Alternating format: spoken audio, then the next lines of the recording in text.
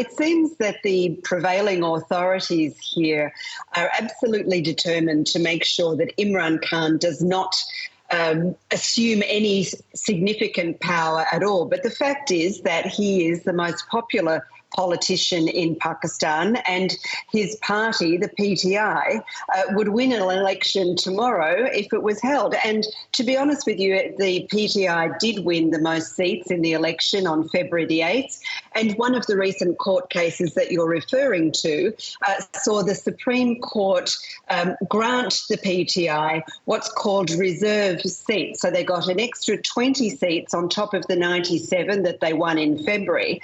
And this puts them in an even more powerful position in the parliament. But what the government that was given power, took power, was given it by the military, if you like, is trying to do is to ban the PTI, keep Imran Khan in prison, and make sure that the PTI itself becomes utterly peripheral to political process in Pakistan.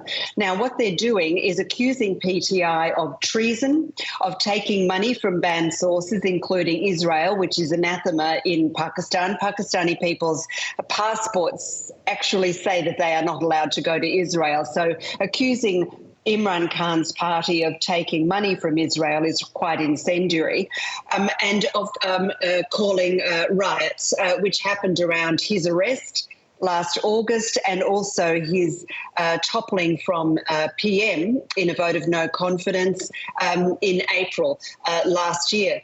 So it looks like it's a fairly desperate attempt by the government to make sure that Imran Khan and the PTI are pushed out of politics for all time. You know, in terms of some of these court rulings, it is quite surprising that the court seems to be still functioning, yet the efforts, and we've seen this before right across Pakistan's history, where, you know, political opponents are kept in jail regardless. Well, yes, and Imran Khan did it himself. He jailed his predecessors, and his predecessors jailed their predecessors. It's just the merry-go-round of what has been happening here.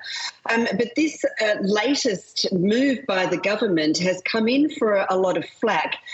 The Dawn newspaper, which is the biggest paper in the country, today calls it in an editorial dangerous, desperate, obsessional, says it's pushing the country towards even more chaos and anarchy instead of accepting ground realities and working around them. Now, those ground realities have come to the fore in recent court cases.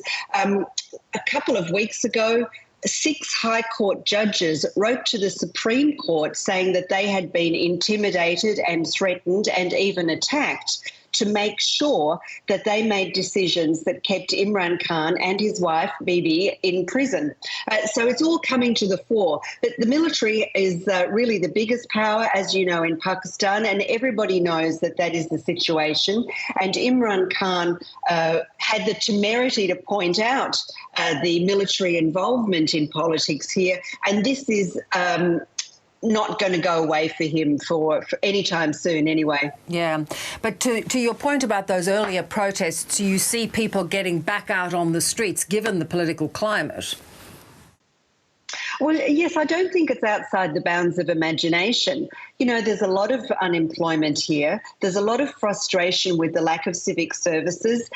We've had an incredibly hot summer, heat waves that have been taking temperatures up close to 50, even in some places over 50 degrees, in places where people can't afford electricity and so don't have air conditioners or even fans in their homes. This makes people really angry, and really understandably so. So it won't take much to really spark that anger into something more incendiary. And this is where the government really has to be very, very careful indeed. Tell us a little bit about the stability of this government. Shahbaz Sharif is currently leading that coalition. How stable is the government? Well, it's really a cobbled together coalition that helped the government take parliamentary power after the elections on February the 8th. Those elections were so tainted that it was very obvious to anybody who had a little bit of a glimpse at the figures that the military had really been behind a steal. And it happened all across the country very blatantly. I think it might be fair to say that February the 8th, 2024 was the election where Pakistani people really voted against the power establishment, the military's involvement in political, civilian and judicial power. Whether they were voting for Imran Khan or not, they were certainly voting against the prevailing political situation. So it is very tenuous. These Supreme Court decisions in Imran Khan's favour and in the PTI's favour have highlighted the fragility of the government, and this attempt to ban the party by bringing up charges of treason, which will just, I've read you the editorial out of Dawn. It really sounds desperate, and that's going to make more people in Pakistan even more disillusioned with the prevailing political situation. And Lynne, you've spent some time now in Pakistan. What is your sense of the country and its ability to stabilise? It's very fragile, Bev. On Friday night, the International Monetary Fund announced that it was going to extend yet another bailout loan of $7 billion over the next 3 years to Pakistan. This is a couple of dozen times that they've done it.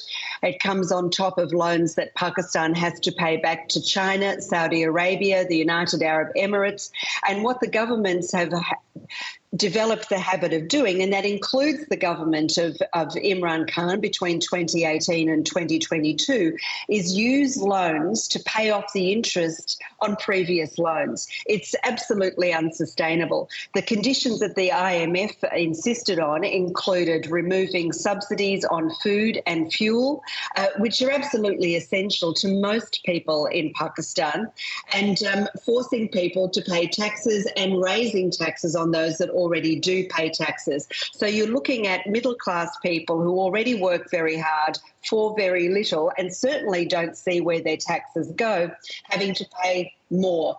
It's increasing that frustration that I was talking about before, and it's really making it a very tenuous situation. Stability is not a word that I would apply to Pakistan.